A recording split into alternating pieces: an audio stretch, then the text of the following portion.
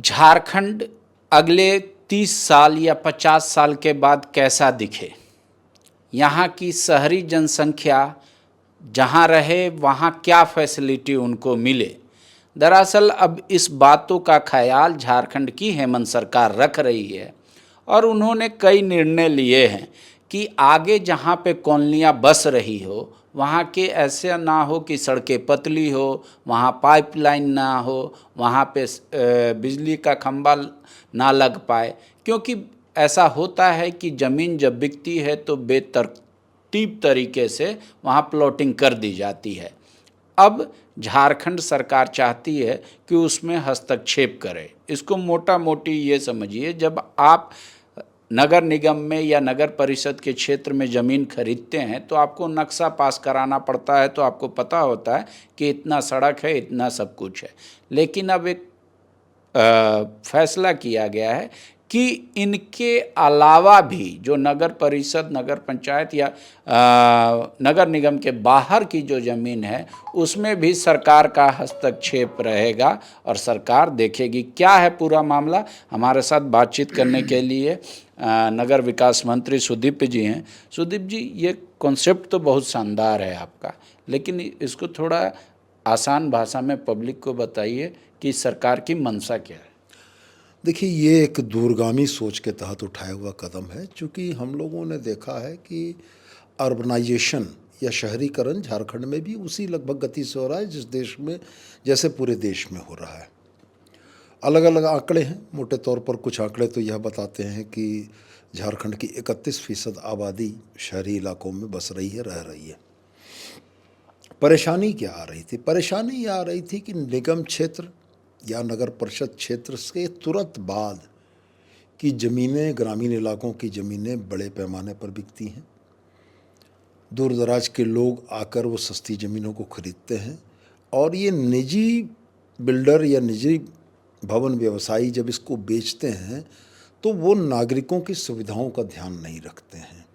अगर किसी कॉलोनी के बीच ROW को 20 फुट का होना चाहिए सड़क को, तो आप देखेंगे कि अक्सर ऐसी कॉलोनियों में वो 10 फुट की सड़क हो जाएगी, कभी 8 फुट की सड़क हो जाएगी और इतने हिफाजत वे में मकानों का निर्माण हो जाता है कि आप उसमें सीवर की व्यवस्था नहीं कर सकते हैं, उसके पानी को निकालने की ड्रेनेज की व्यवस्था नहीं कर सकते हैं, पाइपलाइन नहीं लगा सकते हैं। इलेक्ट्रिफिकेशन के लिए अगर आपको पोल ले जाना है तो गलियां इतनी सकरी हैं कि जहाँ पर पोल नहीं लग पाते हैं।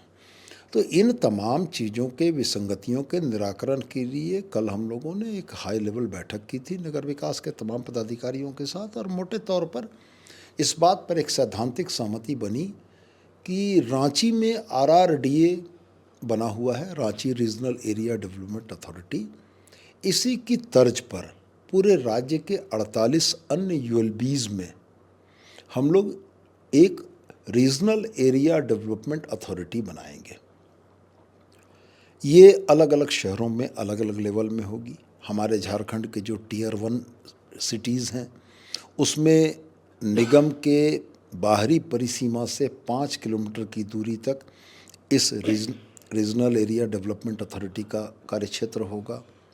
Tier 2 की सिटी में ये 3 किलोमीटर की परिसीमा होगी। Tier 3 की सिटी में ये 2 किलोमीटर की परिसीमा होगी। हम इसमें वहाँ बसने वाले लोगों से कोई होल्डिंग टैक्स नहीं लेंगे, लेकिन हम उनके नक्शों को अपने ULB के मास्टर प्लान के हिसाब से पास करेंगे, जिसमें प्रॉपर ROW का ख्याल रखा जाएगा, प्रॉपर सीवरेज ड्रेनेज की व्यवस्था का ख्याल रखा जाएगा, प्रॉपर इलेक्ट्रिफिकेशन की लाइन का व्यवस्था रखा जाएगा और सिर्फ हम अपने नागरिकों से नक्शा पास करने का मूल्य लेंगे जो बहुत नॉमिनल होगा। और हम ये चाहते हैं कि अर्बनाइजेशन के इस दौर में कल जब वो इलाके नगर निगम में, नगर परिषद यानी ULB में समाहित हों तो उनका नक्शा इस तरीके का हो कि नागरिक सुविधाओं को, सरकार को जनता के दरवाजे तक पहुंचाने में कोई परेशानी नहीं आए। तो यही कंसेप्ट था। इस कंसेप्ट पर कल सैद्धांतिक सहमति बन गई है। हमारे सेक्रेटरी साहब, हमारे विभाग के पदाधिकारी इस पर वर्किंग कर रहे हैं और बहुत जल्दी हम लोग इन चीज़ों को इम्प्लीमेंट कर देंगे। इसमें दो मतलब सामान्य दिक्कतें या व्यवहारिक दिक्कत मुझे दिख रही है। एक तो कि जो भी मान लीजिए ज़मीन का कारोबार करते हैं नगर परिषद क्षेत्र से बाहर या नगर निगम क्षेत्र से बाहर, आपके इस फैसले से वो हो सकता है रेट इंक्रीज़ कर दें, क्योंकि वो 5 एकड़ में पहले 4 एकड़ बेचते थे, एक ही एकड़ उनका रास्ता में जाता था, और अब आप जब हर चीज़ देखेंगे तो हो सकता है 2 एकड़ जाएगा रास्ता में, तो एक तो रेट बढ़ेगा हो सकता है। और दूसरी बात ये है कि जब आप अभी लोग नक्शा पास नहीं करा रहे, मतलब उनको एक फ़ी नहीं लग रहा, तो सरकार पे एक दबाव भी होगा कि जो कॉलोनियाँ धीरे धीरे बन रही उसमें पर तुरंत सड़क बनाई जाए, ऐसा दबाव आ जाएगा। नहीं, ये दबाव अगर आता है तो ये दबाव गलत भी नहीं है। देखिए, पहला जो प्रश्न आपका मूल रूप से था दामों के बढ़ने का, तो देखिए एफआईआर तो मेंटेन करना होगा। अगर एफआईआर मेंटेन नहीं होता है, आरओडब्ल्यू जिस कॉलोनी के लिए 30 फुट का होना चाहिए वो नहीं होता है, 20 फुट का होना चाहिए नहीं होता है, तो कल हम कॉलोनी नहीं बना रहे हैं, हम स्लम बना रहे हैं, जिसमें आड़ी तिरछी गलियों से होकर लोगों का आवागमन कठिन होगा। कभी गंभीर रोग या बीमारी या किसी दुर्घटना की स्थिति में एम्बुलेंस को ले जाना संभव नहीं हो पाता है। तो मेरा ये कहना है कि अगर नागरिकों को अच्छी सुविधा देने का प्रयास हो, तो चाहे वो ज़मीन कारोबारी हों, चाहे वो सामान्य लोग हों, उनको मास्टर प्लान के हिसाब से अपने नक्शों को बनाना होगा, और ये उनके हित में है। कल उनकी गलियां, उनकी सड़कें अगर चौड़ी होंगी तो सीवरेज ड्रेनेज के इशू नहीं होंगे, वो बांस के खूंटों पर लाइन ले जाने की परेशानी नहीं रहेगी। तो हम समझते हैं कि हमारे प्रबुद्ध नागरिक इन बातों को समझेंगे, और ख़ास करके जो ज़मीन का कारोबार कर रहे हैं वो भी ये ज़रूर चाहेंगे कि जिन कॉलोनियों को उन्होंने बसाया या जिस ज़मीनों में उन्होंने प्लॉटिंग करके बेचा है, तो वो सुव्यवस्थित हों, देखने लायक हों, कि कोई आए तो उसको ये ना लगे कि ये एकदम अव्यवस्थित तरीके से बसा हुआ है।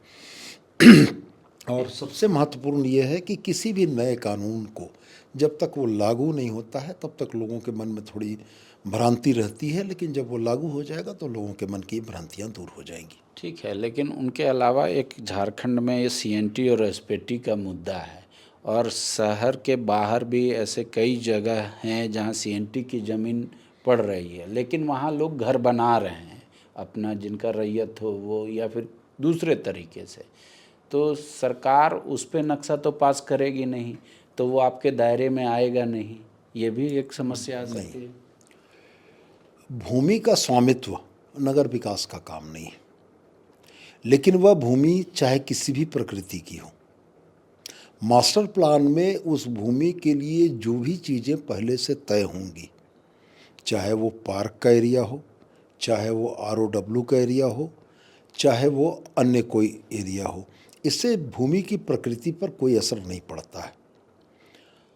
सीएनटी की ज़मीन सीएनटी में आने वाले लोग ही खरीद सकते हैं।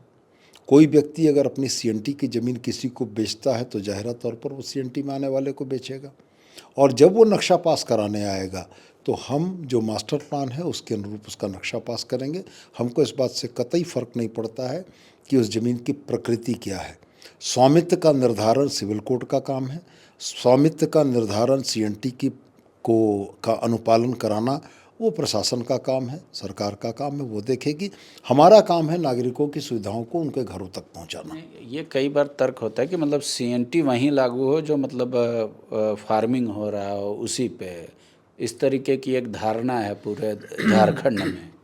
नहीं, झारखंड के भूमि कानूनों में संशोधन की कहीं कोई संभावना नहीं है, और झारखंड के लोग इस बात को यह मानते हैं कि अंग्रेज़ों ने झारखंड की डेमोग्राफी और झारखंड के लोगों के अस्तित्व को बचाए रखने के लिए 3 प्रमंडलों में प्रमुख 3 कानून बनाए, और हमें लगता है कि वो कानून ठीक है।